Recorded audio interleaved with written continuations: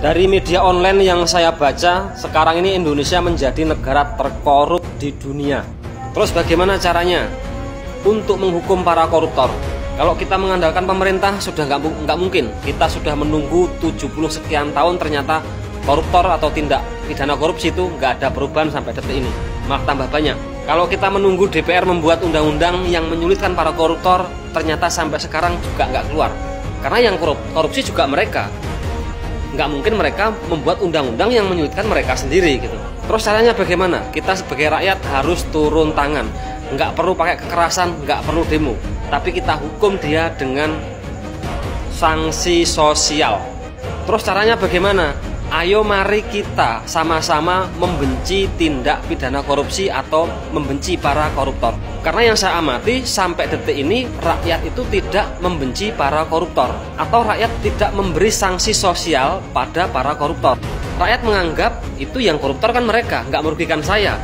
Rakyat nggak sadar bahwa kalau di atas itu korupsi, itu uangnya nggak turun ke bawah, anggaran itu, akhirnya harga semua naik, ekonomi di bawah berantakan. Karena saya itu sering melihat dengan mata kepala saya sendiri, bekas terpidana korupsi ketika datang di masyarakat masih sangat dihormati, bahkan disambut, bahkan dikawal.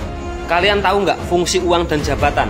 Fungsinya untuk agar dia dihormati, disanjung, dan dipuji. Walaupun mereka punya jabatan, punya uang, kalau mereka nggak disanjung, nggak kita hormati, nggak kita puji-puji, atau nggak kita sambut-sambut, uang dan jabatan mereka itu udah nggak ada gunanya. Ini yang namanya sanksi sosial secara psikologis. Tapi ya gimana lagi, karena masyarakat kita, termasuk saya, ini mental-mental terjajah dari zaman Belanda dulu. Ciri-ciri mental terjajah itu melihat uang itu segalanya, atau seperti dewa. Jadi kalau kita melihat orang kaya atau melihat orang yang punya jabatan tinggi, punya mobil bagus, seburuk apapun perilaku dia, kita tetap menghormati dia karena dia kaya atau punya jabatan. Beda dengan negara-negara luar atau Timur Tengah atau Jepang atau Eropa. Di sana mobil harga puluhan miliar rusak, ditaruh di pinggir jalan, ditinggal. Karena mereka bukan mental terjajah, mereka nggak gila harta, nggak silau dengan harta. Kalau di sini, di tempat kita, orang kaya atau orang bawa mobil bagus itu sangat dihormatin orang, seburuk apapun perilaku dia.